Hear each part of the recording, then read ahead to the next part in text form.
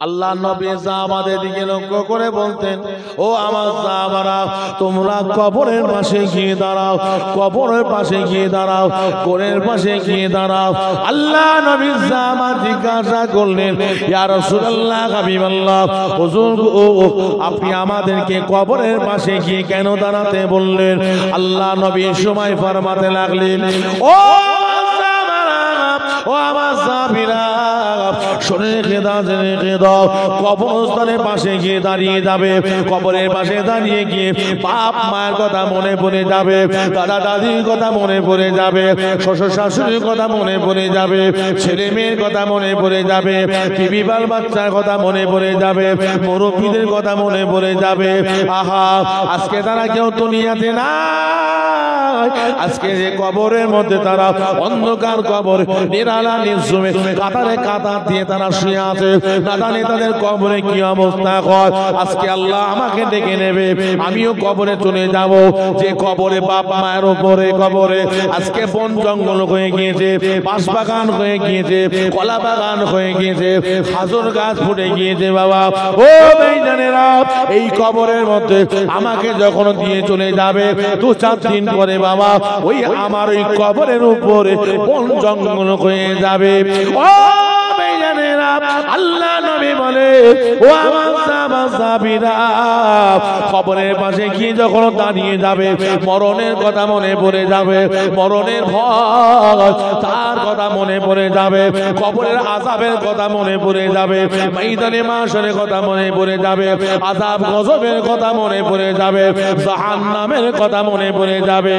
আল্লাহ নবী, আল্লাহ রাসূল ফরমাচ্ছে, ও আমার সাহাবীরা, যে বান্দা বান্দীটা খাউফে লাগে, আল্লাহর ভয় মনের অন্তরে লিখে, মরণের ভয়, কবরের ভয়, ময়দানে মাশরের ভয়, আযাব গজবের ভয়, জাহান্নামের ভয় যার অন্তরের মধ্যে জায়গা নিয়ে নেবে, ওই আমার বান্দা বান্দীটা জীবনে কোনোদিন বাজে কাজ, বাজে কথা, বাজে রাস্তা, নোংরামি কাজ, নোংরা রাস্তায়, ওই সমস্ত পথে তারা আর কোনো দিনের জন্য যাবে না। জোরে বলো, যদি বলতে পারলেন না, যদি বলা যাবে না।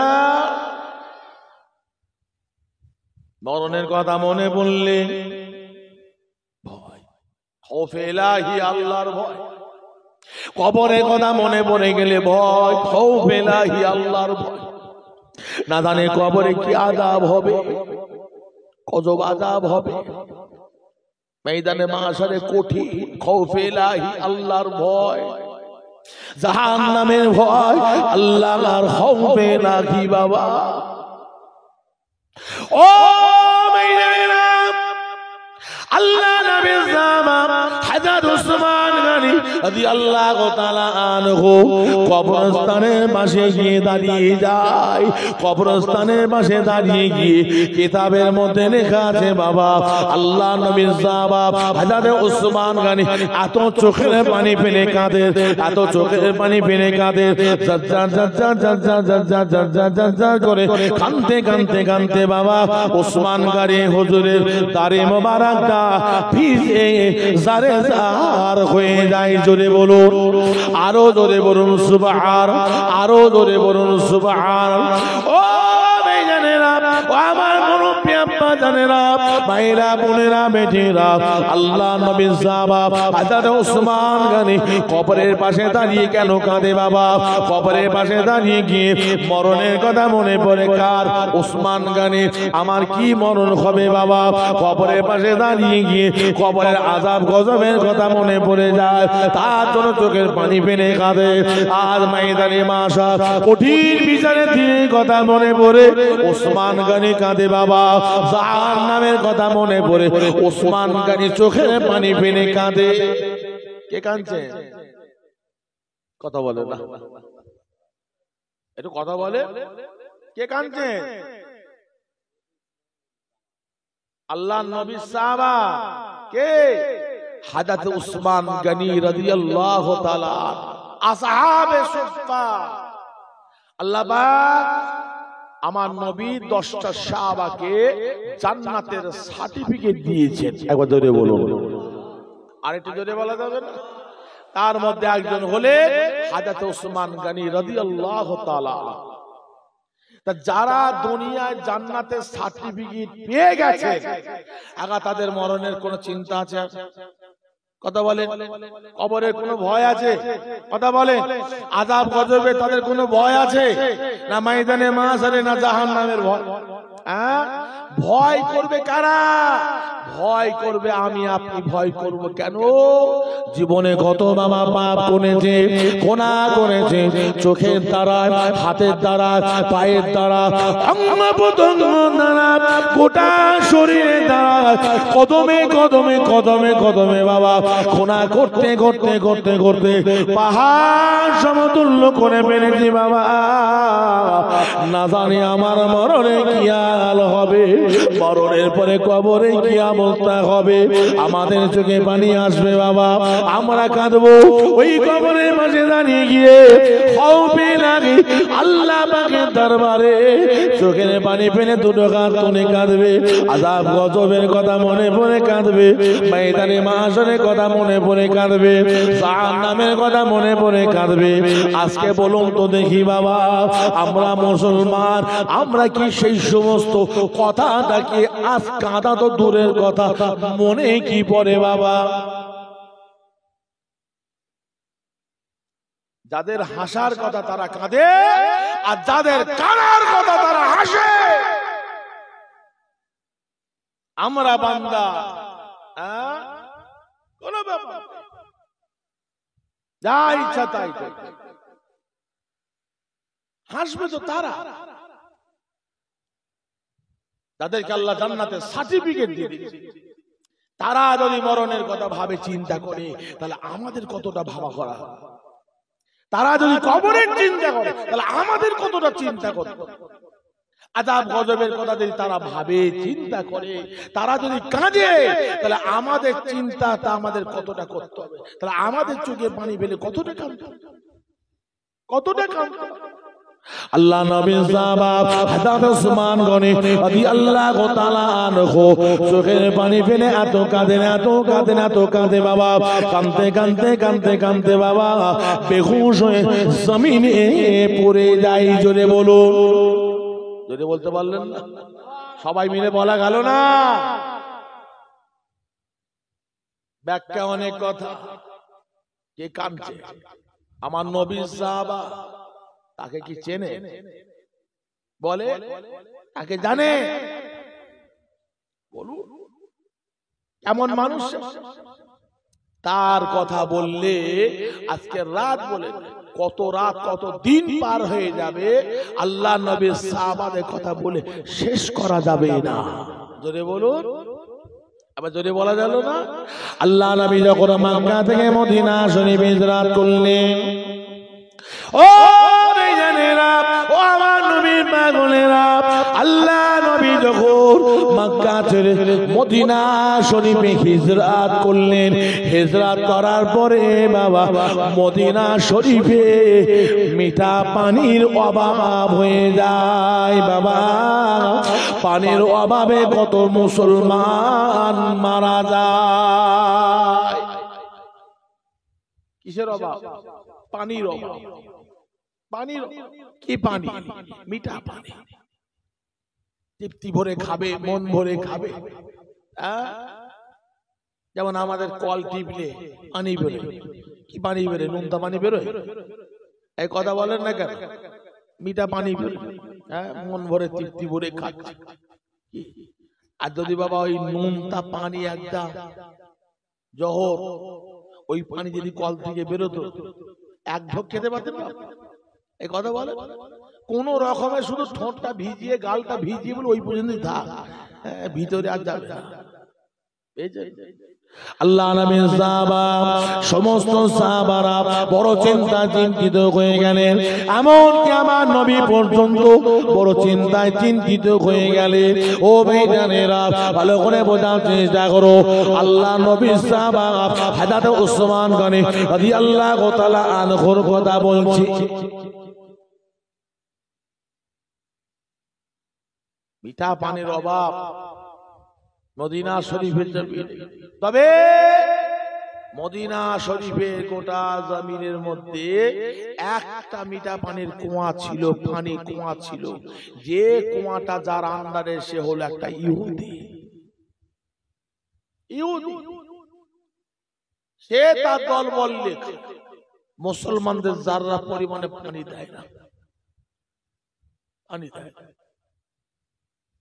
ইহুদিরা তারা সবাই মিঠা পানি জান ভরে, এইদিকে মিঠা পানির অভাবে আজকে সব মানুষ মারা যাচ্ছে, না খেয়ে না দে শুকিয়ে।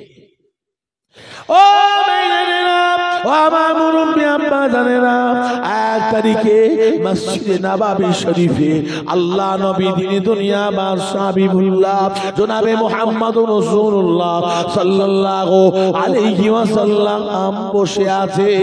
আল্লাহ নবীর সাহাবা হযরত ওসমান গনি রাদিয়াল্লাহু তাআলা আনহু জম করে আল্লাহ নবীর সামনে গিয়ে হাজির হয়ে গিয়ে আল্লাহ নবীকে সালাম দিতে লাগলেন। আসসালাতু ওয়াসসালামু আলাইকা ইয়া রাসূলুল্লাহ, আসসালাতু ওয়াসসালামু আলাইকা ইয়া হাবিবাল্লাহ। ওমর নবী পাশে গিয়ে যখন দাঁড়ালেন, আল্লাহ নবী চাদরের মুখের পানে দিকে চেয়ে দেখতে লাগে। আল্লাহ নবী সাহাবাত ওসমান গনি, আল্লাহ নবী যেন মনটা একটু খারাপ, মনটা যেন একটু খারাপ। আজকে এই সময় ওসমান গনি আল্লাহ নবীকে জিজ্ঞাসা করলেন, ইয়া রাসূলুল্লাহ ইয়া হাবিবাল্লাহ, হুজুর গো বিয়াদবি মাফ করুন, বিয়াদবি ক্ষমা করুন, আজকে দিনে যেন আপনার মনটা বড় খারাপ। ও ভাইজানেরা, ও আমার নবীর পাগলেরা, আল্লাহ নবী বড় কষ্টের সঙ্গে বড় মনে দুঃখের সাথে ওসমান গনিকে বলতে লাগলেন, ও বাবা ওসমান, বাবা ওসমান, আমার এই নবী বড় চিন্তায় চিন্তিত আছে, এমনকি আমার সাহাবারা সবাই বড় চিন্তিত। আজকে মদিনা শরীফে সমস্ত মুসলমান তারা বড় চিন্তিত আছে। কি হুজুর কিসের চিন্তায় আছে? ওই সময় আল্লাহ নবী বললেন, বাবা ওসমান, পানি খাবার অভাবে বড় চিন্তায় আছে গো বাবা। ওই সময় আল্লাহ নবী খবর দিয়েছিল আজকে একটা ইহুদি তার আন্ডারে একটা মিঠা পানি কুয়া রয়েছে, যার নামটা হলো বীরে রোমা।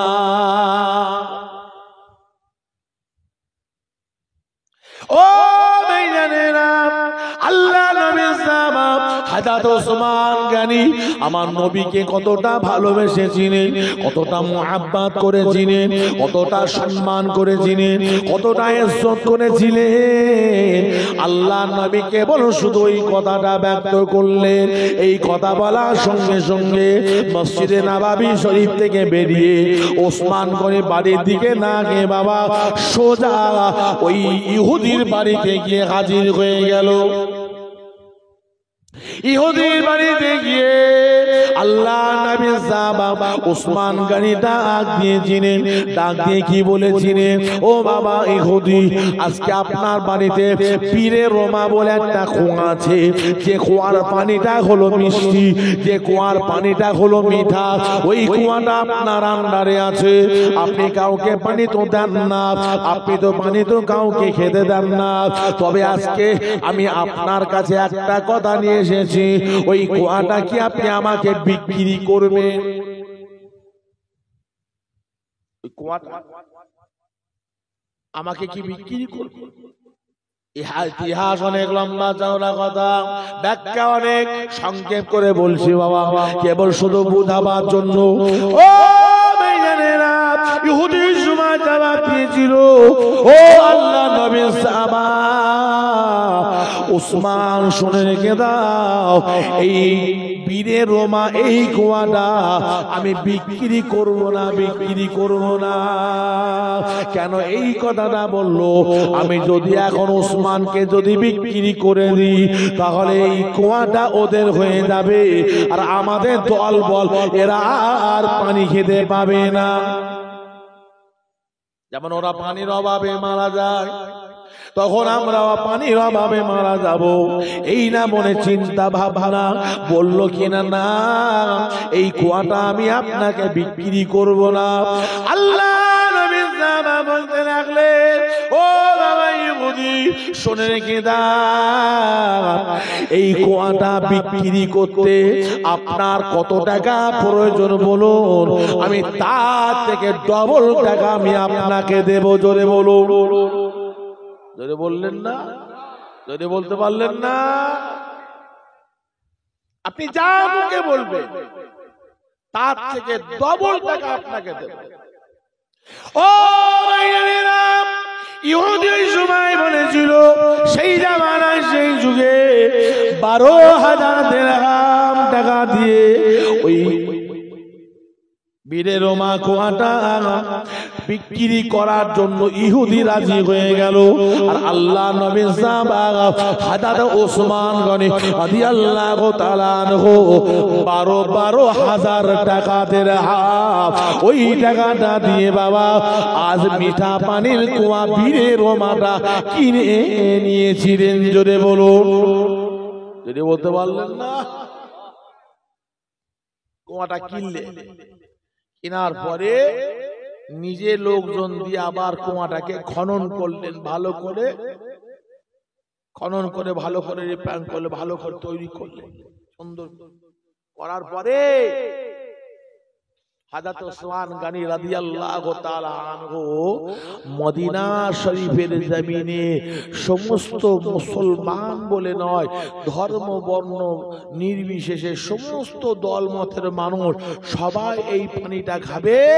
আমি ওসমান গনি এই বীরে রোমা আল্লাহ রাস্তায় ইসলামের জন্য, কোরআনের জন্য, শরীয়তের জন্য, শুধু তাই নয় আমার রাসূলুল্লাহর জন্য আমি ওসমান গনি এই বীরে রোমা আখফিরুল্লাহ আল্লাহর রাস্তায় দান করে দিলাম। একবার জোরে বলো। সবাই জোরে বলতে পারলেন না? আর একটু জোরে বলা গেল না? এই খবরটা আমার নবীর দরবারে পৌঁছে, আল্লাহ নবীর দরবারে যখন এই খবরটা পৌঁছে গেল, ইয়া রাসূলুল্লাহ, ইয়া হাবিবাল্লাহ, হুজুর গো আপনার সাহাবা ওসমান গনি ওই ইহুদির বাড়ি থেকে 12,000 দিরহাম টাকা দিয়ে ওই কুয়াটা খরিদ করে মিঠা পানি আজকে কুয়াটা খনন করে আজকে আল্লাহ রাস্তায় দান করে দিয়েছে। মদিনা শরীফে কোন ধর্মের মানুষের পানি খাবার আর অভাব হবে না। জোরে বলুন, আরো জোরে বলুন। এই কথাটা শোনার সঙ্গে সঙ্গে আল্লাহ নবী বড় খুশিতে মুচকে মুচকে কাঁদতে কি জবাব দিয়েছিলেন? ও শুনে রেখে দাও, যে ব্যক্তিটা ওই বীরে রোমা নামে কুয়াটা খনন করে কিনে নিয়ে আল্লাহ রাস্তায় ওয়াকফিলিল্লাহ করে দান করে দিয়েছে, মানুষের আর পানি খাবার অভাবও হবে না গো। ও ভাইজানেরা, আমি রাসূলুল্লাহ জানিয়ে দিলাম, ওই ব্যক্তিটাকে আমার আল্লাহ পাক তার রহমতের জান্নাতুল ফেরদাউস আমার আল্লাহ রেজিস্ট্রি করে দিয়েছে। জোরে বললেন না? জোরে বলতে পারলেন না? ও বাবা, আমার আল্লাহ পাক আমাকে তোমার সংবাদ দিবার আগে আমার আল্লাহ ওসমান গনির জন্য ওই বীরে রোমার বিনিময়ে আমার আল্লাহ পাঠিয়ে দিয়েছেন খবর দিয়ে। জোরে বলুন, আরেকটু জোরে বলে। চিন্তা কর, যে ওসমান গনি আল্লাহ যেনাকে জান্নাতি করেছে, আর সেই ওসমান গনি চোখের পানি ফেলে কাঁদছে, কবরের পাশে গিয়ে বেহুশ, কবরের জাজ্জার করে কাঁদছে। আমার নবীর সাহাবারা আমার নবীকে তারা কত মোহাব্বত করে চিনেন, কত ভালোবেসে চিনেন। লক্ষ্য করে দেখুন বাবা, ও মেয়েরা, এক তারিখে আম্মা জান হযরত আয়েশা সিদ্দিকা রাদিয়াল্লাহু তাআলা বাড়িতে আল্লাহ নবী তাশরীফ রাখলেন। আল্লাহ নবীর বাড়ি পাড়া ছিল। সেই দিনে আল্লাহ নবী আম্মাদের বাড়িতে গিয়ে বাবা আম্মাদের কোলে মাথা রেখে আরাম করতে লাগেন। বাবা শুনে রেখে দাও, সেই যুগে সেই জামানায় আমাদের মতন পাকা দেওয়াল, পাকা বাড়ি, ঢালাই করা ছাদ ছিল না বাবা। তখনকার ছিল বাবা মাটির দেওয়াল ছিল, মাটির বাবা বেড়া দেওয়াল ছিল। খাজর গাছের বেল্লে দিয়ে বেড়া করে, খাজর গাছের পাতা দিয়ে বাবা এইরকম করে ঝুপড়ি ঘর ছিল বাবা। যে কুড়ে ঘরের মধ্যে আম্মা জান আমার নবীকে নিয়ে কোলে মাথা রেখে আরাম দিচ্ছিলেন বাবা। এমন সময় আম্মা জান আকাশের দিকে তাকিয়ে দেখে বাবা ঘরের ভিতর থেকে পূর্ণিমার আলো বাবা দেখতে পাওয়া যায়। ও মেয়েরা, আকাশ অসংখ্য লক্ষ লক্ষ লক্ষ লক্ষ তারা দেখতে পাওয়া যায়। আম্মা জান আকাশের দিকে তাকিয়ে তাকিয়ে দেখেন আর মনের মধ্যে কত খুশি, কত আনন্দিত হয় যে আমার আল্লাহ পাকের আসমানে এই পূর্ণিমা রাতে নিবনি নিবনি নিবনি করে লক্ষ লক্ষ কোটি কোটি আকাশে তারা দেখা যায়। কত ভালো না লাগে, কত সুন্দর না লাগে। আম্মা জান আবার মনে মনে চিন্তা করে এই তারা সমতুল্য কি এই দুনিয়া পৃথিবীতে এমন কোন আমার আল্লাহর বান্দা আছে তার নামায় আমল নেকি এত হতে পারে? এই না মনে করতে করতে বাবা আমার নবীর কাছে এই সময় জবাব দিলেন, আমার নবীকে ডাক দিলেন, আমার নবীকে ডেকে বললেন, ইয়া রাসূলুল্লাহ, হাবিবাল্লাহ, আমি আয়েশা, আমার মনে একটা কথা উদয় হয়, আমার মনে একটা কথা জাগে। আমি আয়েশা, আমার জানতে একটু ভালো লাগে, যার জন্য আপনাকে তুললাম ঘুম থেকে। হুজুর বিয়াদবি মাফ করুন। ও বিবি আয়েশা, কি বলো তো দেখি? আকাশের দিকে একবার তাকিয়ে দেখে, আকাশের দিকে তাকিয়ে দেখে পূর্ণিমার আলো, পূর্ণিমার চাঁদ, তার সঙ্গে কি দেখা যায়? কোটি কোটি কোটি কোটি তারা দেখতে পাওয়া যায়। ও বিবি আয়েশা, তুমি কি বলতে চাও বলো? আম্মা জান বলতে লাগলে, ইয়া রাসূলুল্লাহ, হাবিবাল্লাহ, আজকে এই রকম আকাশে কোটি কোটি তারা সমতুল্য নাকি আল্লাহর কি কোনো বান্দা বান্দি আছে? ও আল্লাহ নবী কোন চিন্তা ভাবনা না করে সঙ্গে সঙ্গে জবাব দিয়েছিলে, ও বিবি আয়েশা সিদ্দিকা রাদিয়াল্লাহু তাআলা আনহা, শোনো শোনো শোনো, এই আকাশে যত তারা তুমি দেখতে পাও, আকাশে যত তারা তুমি দেখতে পাও, এই সমতুল্য নেক আমল এই দুনিয়া পৃথিবীতে একজনেরই আছে। তিনি অন্য কেউ না, তিনি হলে আমার খলিফা হযরতে ওমরে ফারুক। জোরে বলো, জোরে বলতে পারলেন না? জোরে বলতে পারলেন না? এই কথা বলায়, এই কথা বলায় আম্মা জান কি করলেন? মনে মনে ভাবতেন, মনে মনে ভাবতেন আল্লাহর নবী দ্বিতীয় খলিফা যাতে আবু বকর, আর প্রথম খলিফা কে? কথা বলে না। এত ওয়াজ শুনছেন, আপনাদের মনে নেই? এটা বলেন না রে বাবা। হযরতে আবু বকর সিদ্দিক, আম্মা জান হযরতে আয়েশা সিদ্দিকা হুজুরের আব্বা জান, আমার দয়াল নবীর শ্বশুর। আম্মা জান চিন্তা করছেন, ভাবছেন, তাহলে আবু ওমর ফারুকে যদি এত আমল হয়, তাহলে আমার আব্বা জান আবু বকরের তাহলে কত আমল, কত আমল। এই জিনিস ভাবছেন, ভাবতে ভাবতে আবার কি মনে তো আমার নবী আমার কোলে মাথাতে শুয়ে আছে। অত ভাবা চিন্তা না করে নবীকে জিজ্ঞাসা করলি পেয়ে যাওয়ার সঙ্গে আল্লাহ নবী দয়া নবীকে জিজ্ঞাসা করতে লাগলেন, ইয়া রাসূলুল্লাহ হাবিবাল্লাহ, আমি আজ আপনার কাছে একটা কথা জানতে চাই। ওমর ফারুকের যদি এত নেক আমল হয়, তাহলে আমার আব্বা জান আবু বকরের আমলটা কত? আল্লাহ নবী চিন্তা ভাবনা না করে সঙ্গে সঙ্গে জবাব দিয়েছিলেন, ও বিবি আয়েশা সিদ্দিকা রাদিয়াল্লাহু তাআলা আনহা, তোমার আব্বা জানেন একটা নেকি সমান আমার আবু বকরের সমস্ত তারকারাজির সমান। জোরে বলো, জোরে বলতে পারলেন না? কটা নেকি? কথা বলে একটা নেকি, একটা।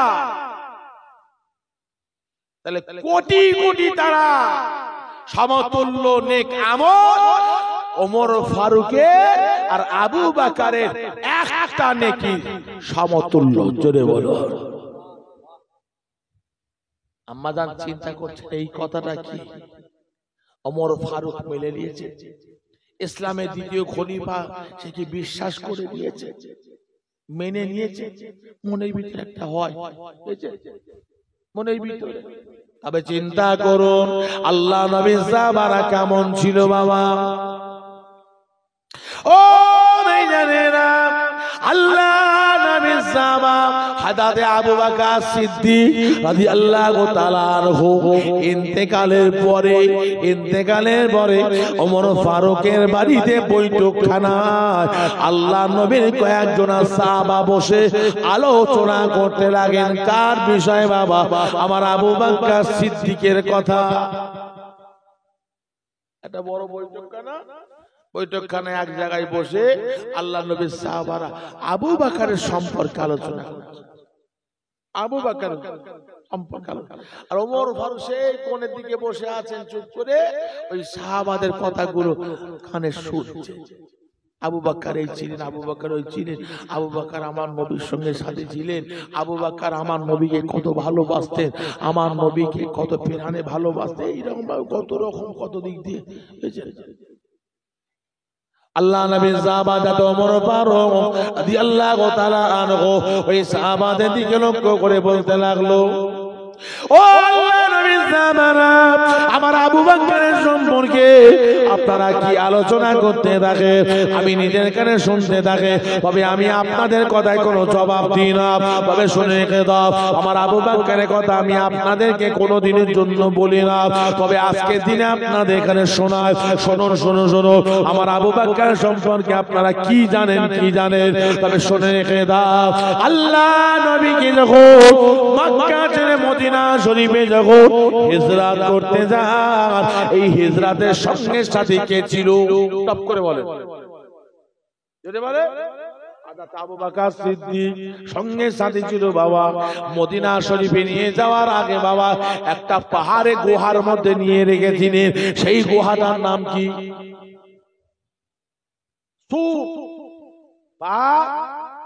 জাবলে সুরপা।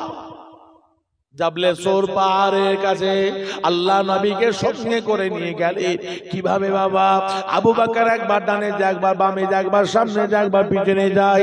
কেন এরকম করতে থাকে? আজকে মক্কা শরীফে কুফারেরা, দুশমনেরা, বেদিনেরা, আল্লাহ নবী দুশমনেরা প্রচার করে দিয়েছিল কি মুহাম্মদকে যদি কেউ ধরে দিতে পারে তাদেরকে পুরস্কার দেয়া হবে। পুরস্কার ও ভাইয়েরা, আবু বকর সিদ্দিক রাদিয়াল্লাহু তাআলা আনহুকে আমার নবীকে এত তারা ভালোবাসতেন, এত মুহাব্বত তারা করতেন। কেমন ভালোবাসতেন বাবা জানেন? শুনে রেখে দান, হযরত আবু বকর সিদ্দিক কি মনে করত? আল্লাহর নবীকে আমার জান, আল্লাহর নবী জান, আমার হৃদয়, আল্লাহর নবীর হৃদয়, আমার হৃৎপিণ্ড, এটা হলো আমার রাসূলুল্লাহর হৃৎপিণ্ড। জোরে বলো, জোরে বললেন না? কত ভালোবাসত, কত মহব্বত। একবার ডান দিকে একবার বাঁ দিক, একবার সামনে একবার পিছনে, এইভাবে করতে করতে করতে করতে জাবলেশ্বর পাহাড়ের কাছে গিয়ে হাজির হয়ে গেল। আল্লাহ নবীকে সঙ্গে করে নিয়ে জাবলেশ্বর পাহাড়ের উপরে উঠলেন বাবা। ওঠার পরে একটা গুহা, সেই গুহার ভিতরে আল্লাহ নবী প্রবেশ করতে যাচ্ছিলেন। আল্লাহ নবীকে আনলে দিলেন না, আমার আব্বা আম্মা আপনার কদমে কুরবান হয়ে যা, আমি আবু বকর কোনদিনের জন্য আপনাকে আগে ওই গুহার ভিতরে প্রবেশ করতে দেব না। জোরে বলুন, জোরে বললেন না কেন? ওই গুহা বহুদিনের গর্ত, আজকে ওখানে না জানি ওই গুহার ভিতরে কত পোকামাকড় থাকতে পারে। এখন যদি আপনি আগে যাবেন, গুহার ভিতরে কি আপনাকে যদি পোকামাকড় যদি কামড়ায়, দংশন করে, আমি আবু বকর আল্লাহ পাকের কাছে কি জবাব দেব? আমি আবু বকর কি মুখ দেখাবো? আল্লাহ যদি জিজ্ঞাসা করেন, হে আবু বকর, আমার হাবিবের সঙ্গে সাথী হয়ে তুমি থাকা অবস্থায় আমার হাবিবে এই ক্ষতিটা হলো কি করে? আমি আবু বকর জবাব দিতে পারবো না, পারবো না। আমার আল্লাহ যদি আমার উপরে নারাজ হয়ে যায়, অখুশি হয়ে যায়, আমি আবু বকর ধ্বংস হয়ে যাব, বরবাদ হয়ে যাব, না জানি জাহান্নামী হয়ে যাব। ও আবু বকর সিদ্দিক রাদিয়াল্লাহু তাআলা আনহু গুহার ভিতরে ঢুকে, গুহার ভিতরে বন জঙ্গল কাটা পাত সমস্ত পাথর কাকর সব সরিয়ে দিয়ে পরিষ্কার করে দিয়ে, কিন্তু গর্ত অনেক সাপের গর্তর মুখ দেখা যাচ্ছে। সমস্ত গর্তগুলো বাবা আবু বকর তার পরনার চাদর ছিঁড়ে ছিঁড়ে ছিঁড়ে ছিঁড়ে ছিঁড়ে ছিঁড়ে সমস্ত গর্তগুলো মুছিয়ে দিল বাবা। কোন এক কিতাবের রেওয়াতের মধ্যে আছে দুটো গর্ত মোজাতে বাকি ছিল, আর কোন রেওয়াতের মধ্যে আছে একটা গর্ত মোজাতে বাকি ছিল। আমি একটাই ধরি, ধরুন একটা গর্ত মোজাতে বাকি ছিল। আমার আবু বকর কি করলো বাবা? আল্লাহ নবী পাহাড়ে গুহার ওই সামনে দাঁড়িয়ে আছে, আবু বকর ভিতরটা পরিষ্কার করে দিয়ে সমস্ত গর্ত মুছিয়ে দিয়ে, আর একটা গর্ত মোজাবার মতো না ছিল না, কাপড় চাদরের কাপড় আর ছিল না বাবা, পায়ের গোড়ালি এদিটা দিয়ে গর্তটাকে মুছিয়ে দিয়ে আজ আবু বকর আল্লাহ নবীকে আহ্বান করলেন, হুজুর আপনি ভিতরে আসুন, হুজুর আপনি এবারে ভিতরে আসুন। আল্লাহ নবী গুহার ভিতরে প্রবেশ করলো। এমন সময় দেখা যায় আবু বকরের কোলে মাথা রেখে আল্লাহ নবী গুহার ভিতরে আরাম করতে লাগলেন। জোরে বলো, আরাম করতে, ঘুমাচ্ছে। আমার নবী যখন নিদ্রায় পড়ে গেলে, কিছুক্ষণ পরে আবু বকরের পায়ের গোড়ালিতে সাপে দংশন করলো। একবার নাই বাবা, দুবার নাই, বারবার করে আমার আবু বকরের পায়ে কামড়াতে লাগলো।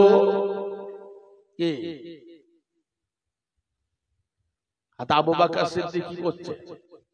পায়ের গোড়ালি ঠেলে দিয়ে নট নরঞ্চর, কোন সারা শব্দ নাই, চুপ করে বসে আছে, চুপ করে। একবার জোরে বলতে পারলেন না? আর একটু জোরে বলতে পারলেন না? কি গো, সাপ কামড়ানো তো দূরের কথা, আমরা অনেকে দেখেছি, হ্যাঁ, যাতে একটা বিষাক্ত সাপ যদি কামড়ায়, বাপ বলার সময় দেবে? এ কথা বলেন না, বাপ বলার সময় দেবে? যদি আপনার কেউটে সাপ যদি কামড়ায়, খরিচ গোবর সাপ যদি কামড়ায়, হ্যাঁ, এক ছবলে জায়গায় শেষ। এই যে হাজারে একটা সাপে কাটা রোগী বাঁচে কি সন্দেহ আছে? বিষধর সাপ যদি কামড়ায়, হাজারে একটা বাঁধে কি সন্দেহ আছে? এই জন্য কারণ কথাই বলছে, সাপ তো দূরের কথা, হ্যাঁ, একটা বলতা উঠছে, বলতা কি মৌমাছি উঠছে। এখন এসে ছপ করে এসে বসে হাতে কামড়ালো, কি কাঁধে কামড়ালো, কি পিঠে কামড়ালো, সে কি চুপ করে থাকবে? কথা বলে না। যখন এসে কামড়ালো তখন কে সে কি চুপ করে থাকবে? কথা বলে না কেন? যখন এসে কামড়ালো, যে কামড়ালো ওমনি জললে বাবারে মারে লাফালাফি ছুটোছুটি কুঁদোকুদি, কি করবে না করবে না? হ্যাঁ, সামান্য একটা বলতা হয়তো কি পিঁপড়ে কামড়েছে, কি একটা কি কামড়ে দিয়েছে, ব্যাস হতে লাফালাফি। হ্যাঁ? আর আমার আবু বকরকে বাবা অত বড় একটা বিষধর সাপ কামড়ালো, চোখ চাপ নরম চরণ, কোনো সারা শব্দ নাই বাবা।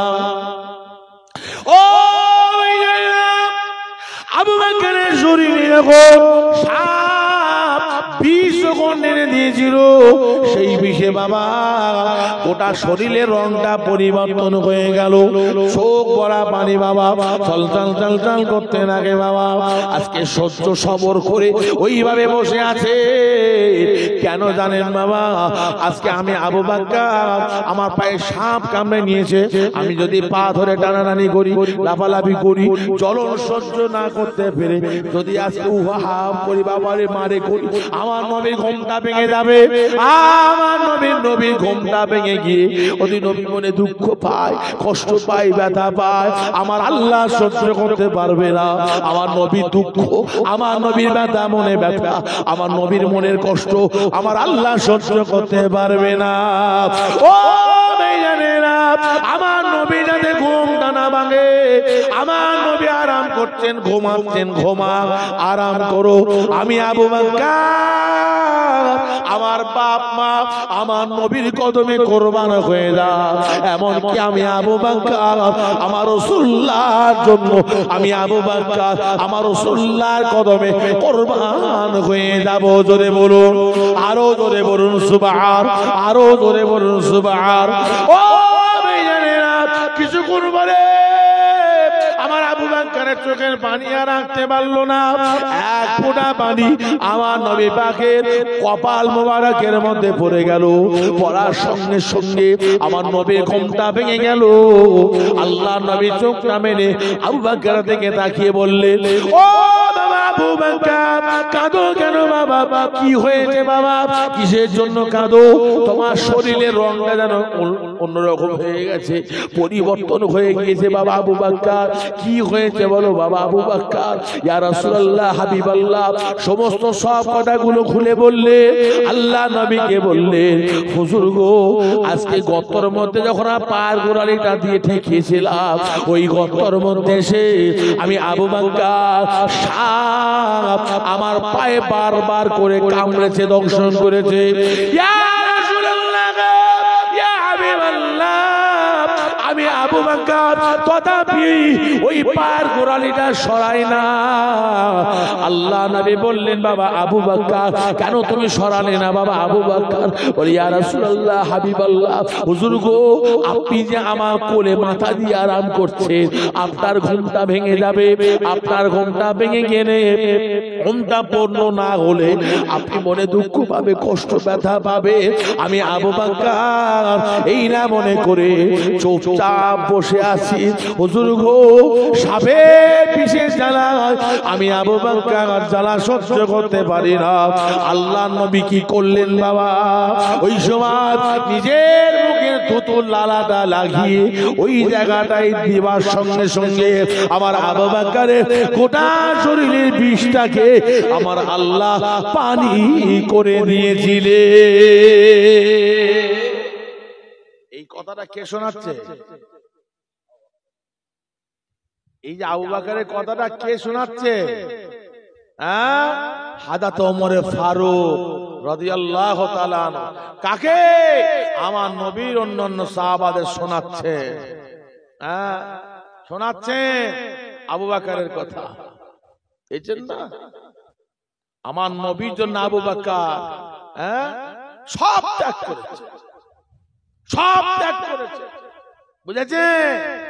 হযরত ওমর ফারুক তখন বলছে, ওই 3 দিন আর 3 রাত গুহার মধ্যে যে ছিল, 3 দিন আর 3 রাত আমি ওমর আমার আবু বকরের ওই 3 দিনের একটা রাত কিংবা একটা দিনের সমতুল্য আমি ওমর হতে পারলাম না।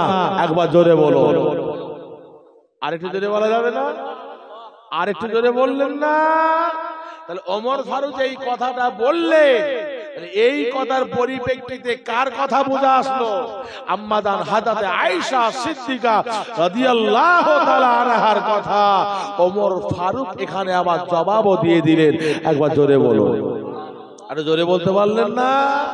ওমর ফারুকের খুব আশা ছিল যে কি আমার নবীর কাছে আমি ওমর আবু বকরের থেকে একটু বড় হব, বড়। ওমর ফারুককে আল্লাহ পাক এত সম্পদ দিয়েছে, এত সম্পদ দিয়েছে। ওমর ফারুক বলছে আমার আল্লাহ যদি আমাকে তামাম মদিনা শরীফের জমিন পাহাড় সমতুল্য যদি সোনা যদি আল্লাহ আমাকে দান করতেন, আমাকে দিতেন, আমি ওমর ফারুক আমার আবু বকরের থেকে বড় হওয়ার জন্য, আমার রাসূলুল্লাহকে খুশি করার জন্য, আল্লাহকে খুশি করার জন্য আমি ওমর ফারুক আল্লাহর রাস্তায় আমার রাসূলুল্লাহর কদমে দান করে দিতাম। জোরে বলো, জোরে বলতে পারলেন না? আল্লাহ পাক ওমর ফারুককে দাম দিয়েছে, টাকা পয়সা দিয়ে, ধন দৌলত দিয়েছে, তুমি যে অর্থ সম্পদ দিয়েছে। হ্যাঁ, মনে মনে ভাবছেন আমার তো আবু বকর তো সেরকম কিছু নয়, এত কিছু নাই। আমার নবী যদি আমাদের কাছ থেকে চাইতে, দান হিসাবে যদি চাইতে, আমি ওমর ফারুক আল্লাহর নবীর সামনে আমার সমস্ত মাল সম্পদ ধন দৌলত আমার নবীর দরবারে আমি দান করতাম। জোরে বলো। এই যে মনের ভিতরে একটা কথা ঘুরপাক খেয়েছে, ঘুরপাক খেয়েছে, আবু বকর থেকে বড় হয়, আবু বকর থেকে বড় হয়েছে। কিছুদিন পরে হঠাৎ আল্লাহর নবী সাহাবাদের ঘরে ডেকে বললেন, ও আমার সাহাবারা, ইসলামের জন্য, কোরআনের জন্য, শরীয়তের জন্য, কলেমার জন্য তোমরা সবাই দান করো। আল্লাহ নবী বললেন, তোমরা বেশি বেশি করে দান করো, যে যত দান করবে আমার আল্লাহ খুশি হয়ে তাদের তত নামায়ে আমল আল্লাহ নেকি লিখে দেবে। শুধু তাই নয়, যে যত বেশি দান করবে ইসলামের জন্য, কলেমার জন্য, কোরআনের জন্য, শরিয়াতের জন্য, যে যত বেশি বেশি করে দান করবে আমার আল্লাহ তাদেরকে ওই দানের বিনিময়ে আমার আল্লাহ তাদেরকে বেশি বেশি করে দেবেন। জোরে বলুন, জোরে বলতে পারলেন না? এই কথা বলায় সমস্ত সাহাবারা যে যার মতন বাড়ি থেকে দান সামগ্রী সব নিয়ে আমার রাসূলুল্লাহর দরবারে হাজির। ওমর ফারুক উটের পিঠে করে মাল বোঝাই করে নিয়ে, কোন কোন কিতাবের মধ্যে আছে 70টা উট, 70টা, আর কোন কোন কিতাবের মধ্যে আছে 65টা উট। উট ভর্তি পিঠে মাল বোঝাই করে আমার নবীর দরবারে হাজির। ওমর ফারুক বলে, ইয়া রাসূলুল্লাহ, হাবিবাল্লাহ, হুজুর, আমি ওমরের দানটা আপনি কবুল করে নেন। একবার জোরে বলুন, একটু সবাই জোরে বলতে পারলেন না? আল্লাহর নবী বললেন, বাবা আবু বকর, এই ওমর, তুমি তো অনেক মাল সামানা নিয়েছো, অনেক মাল। না হুজুর, ইয়া রাসূলুল্লাহ, যত সব মাল মানে অল্প মাল নিয়ে এসেছি হুজুর আপনার। না গো বাবা ওমর, অনেক মাল, অনেক মাল। না হুজুর, আমাকে লজ্জা দেবে, সামান্য মাল নিয়ে এসেছি আপনার কাছে, আপনার কথা অনুযায়ী এটা দান করলাম, আপনি আমার দানটা কবুল করুন। আমার নবী কি সেরকম মানুষ ছিলেন না? কি গো, সব নিয়ে এসছেন বলে কি সব নিয়ে নেবেন? এ কথা বলে আল্লাহ রাসূল তখন ওমর ফারুককে জিজ্ঞাসা করলেন, বাবা ওমর, তুমি যে এত মাল সামগ্রী উঠে ফিরে করে নিয়ে এসেছো, তা তোমার বাড়িতে বুড়ো বাপ, তোমার বাড়িতে মা, ছেলে, বেটা রয়েছে সব, তাদের জন্য তুমি বাড়িতে কি রেখে এসেছো? কি রেখে? একবার সুবহানাল্লাহ বললেন না? একবার সবাই জোরে বললেন না সুবহানাল্লাহ? হ্যাঁ, আমার নবী তো সেরকম মানুষ নয় যে সব নিয়ে এসেছে বলে যাও সব দিয়ে চলে যাও। কি ওমর ফারুক কি বলেন, হুজুর বিয়াতেই মাফ করবেন, আমি অর্ধেক মাল উঠে পিটি করে আপনার দরবারে, আর অর্ধেকটা মাল আমি বাড়িতে আমার বাপ মা, ছেলে পুলে তাদের জন্য সব অর্ধেক মাল বাড়িতে রেখে এসেছি। অর্ধেক। আর এই রকম বলার পরে ওমর ফারুক আমার নবীর দরবারে আশপাশে শুধু এরকম ঘুরে ঘুরে ঘুরে ঘুরে তাকাচ্ছে। যে যেমন সাহাবারা, যে যেমন ধনী গরিব মধ্যবর্তী, যে যেমন সব নিয়েছে নবীর দরবারে, কিন্তু কারো দিকে লক্ষ্য নাই। ওমর ফারুকের টার্গেট একটাই, একজনের উপরে, সেটা কে? সবাই জোরে বলো, হযরত আবু বকর সিদ্দিক। আবু বকর এখনো আসেনি কেন? আবু বকর এখনো আসেনি কেন? সবাই এসছে যে যার মতন সব। আবু বকর কোথায়? আবু বকর কোথায়? আজকে দিনে আবু বকর আমার কাছে আর পারবে না। আজকে আমি আবু বকরকে হারিয়ে, আজকে দিনে আমি রাসূলুল্লাহর কাছে আবু বকরের থেকে বড় দানি হয়ে যাব। একবার জোরে বলুন সুবহানাল্লাহ। এই চিন্তা করতে করতে হযরত আবু বকর সিদ্দিক রাদিয়াল্লাহু তাআলা আনহু একটা বস্তা ভরা মাল টেনে টেনে টেনে টেনে টেনে টেনে নিয়ে আমার নবী দরবারে আসলেন। আল্লাহ নবী দরবার সালাম দিতে লাগলেন, আসসালাতু ওয়াসসালামু আলাইকা ইয়া রাসূলুল্লাহ, আসসালাতু ওয়াসসালামু আলাইকা ইয়া হাবিবাল্লাহ। হুজুর, আমি আবু বকর আমার এই সমস্ত মালগুলো দান হিসাবে কবুল করে নি। একই কথা আমার নবী জিজ্ঞাসা করলেন, ও আবু বকর, বস্তা ভরে যে সমস্ত মাল সামানা আমি রাসূলুল্লাহ আমার দরবারে হাজির করেছো বাবা, তোমার বাড়িতে তোমার পুরো বাবা আবু কুহাফা, তোমার বাড়িতে তোমার মেয়ে আসমা, তোমার মা ছেলে পুনে বিবাল বাচ্চা আছে, তাদের জন্য তুমি বাড়িতে কি রেখে এসেছো? আর এই ব্যাগের মধ্যে, বস্তার মধ্যে তুমি কি নিয়ে এসেছো বাবা আবু বকর? আল্লাহ নবীকে বলি, ইয়া রাসূলুল্লাহ হাবিবাল্লাহ, এমন কিছু না, আমি আপনার গরীব সাহাবা, আমি আবু বকর আমার বাড়িতে যা কিছু সম্পদ ছিল, আমি আবু বকর সামান্য জবের আটা, একটু গমের আপনার জবের ভুসি, খাজুর, পানি, এমনকি আসবাবপত্র, বাসন থালা সব বাটি টাটি যা ছিল, এমনকি আমি আবু বকর আমার বাড়িতে সুই সুতোটা পর্যন্ত ওই বস্তার মধ্যে নিয়ে আমার রাসূলুল্লাহ দরবারে হাজির হয়ে গিয়েছি। যদি বলতে পারলেন না, যদি বলা গেল না, আল্লাহ নবী বললেন, বাবা আবু বকর, তুমি বাড়িতে তোমার বুড়ো বাবা মা মেয়ের জন্য কি রেখে এসেছো? ও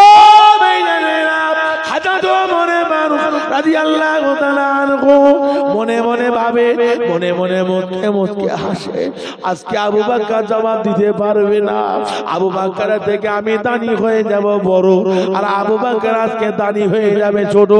ও আবু বকর সিদ্দিক চোখের পানি ছেড়ে দিয়ে কাঁদতে কাঁদতে সবাই বলেছি, ইয়া রাসূলুল্লাহ হাবিবা আল্লাহ, হুজুর গো, আমি আবু বকর আমার বাড়িতে সরষা পরিমাণে কিছুই রাখি না, যা ছিল সব আপনার দরবারে রেখেছি। তবে আমার বুড়ো বাবা, আমার মেয়ে আসমার জন্য, আমার বিমার বাচ্চার জন্য আমার বাড়িতে রেখে এসেছি আমার দয়ার নবীকে আর আমার আল্লাহকে। আমি আবু বকর আমার বাড়িতে রেখে এসেছি। যদি বলে, আর একটু জোরে বলা যাবে না? এই কথা বলার সঙ্গে সঙ্গে আবু বকরের মাথাটা হ্যাট হয়ে গেল, চুপ করে খামোশ হয়ে গেলেন। একবার জোরে বলো। আবু বকর তখন মনে মনে বলছেন, ভাই আবু বকর, আমি ওমর কতদিন দিয়ে আপনাকে আগে হবার জন্য বহু চেষ্টা করেছি, আজকে দিনের জন্য আমি ওমর আপনার কাছে হেরে গেলাম। একবার জোরে বলো। আর একটু জোরে বলে। মনে করেন না বাপ অল্প দান করেছে বলে, কি গো, অল্প দিয়েছে বলে কি সেটা কি দান নয়? হ্যাঁ বাবা, বেশি দিলেও দান, অল্প দিলেও দান। যে দান আল্লাহর জন্য, ইসলামের জন্য, শরীয়তের জন্য, তবে বেশি লম্বা চওড়া করব না, তবে উম্মতে মুহাম্মাদি বলে দাবি করি। সেই আবু বকরের মুহাব্বত, সেই উসমানের মুহাব্বত, সেই আবু বকরের মুহাব্বত, সেই আলী রাদিয়াল্লাহু তাআলা আনহুর ভালোবাসা, সেই ওমর রাদিয়াল্লাহু তাআলা আনহুর ভালোবাসা, সেই উসমান গনি রাদিয়াল্লাহু তাআলা আনহুর ভালোবাসা আজকে আমাদের অন্তরে রেখে আমার রাসূলুল্লাহ রবিউল আউয়াল শরীফ মাস এই 12 তারিখের দিকে লক্ষ্য করে আমার রাসূলুল্লাহ সম্মানের দিকে খেয়াল করে ইজ্জতের দিকে লক্ষ্য করে এতগুলো নবীর পাগল বান্দা, নবীর পাগল উম্মত আজকে এখানে বসেছি। তবে পীরের আওলাদ আমি আপনাদের সবাইকে বেশি বলবো না বাবা, তবে আমি এতগুলো নবীর পাগলের মধ্যে আমি একটা নবীর পাগল উম্মত দেখতে চাই। আজকে রবিউল আউয়াল শরীফ আজকে 12 তারিখ পার হতে যায়, আজকে আমার রাসূলুল্লাহ জন্মদিন পার হতে যায়। এই রবিউল আউয়াল শরীফের মাহফিলে আমার নবীর মাহফিলে বসে আমি একজনকে দেখতে চাই যে আবু বকরের মুহাব্বত, উসমানের মুহাব্বত, ওমর রাদিয়াল্লাহু তাআলা আনহুর মুহাব্বত, হযরত আলী রাদিয়াল্লাহু তাআলা আনহুর মুহাব্বত ভালোবাসা অন্তরে রেখে একজন একটু হাত তুলে বলবেন নবীর মাহফিলে 5,000 টাকা দেবেন।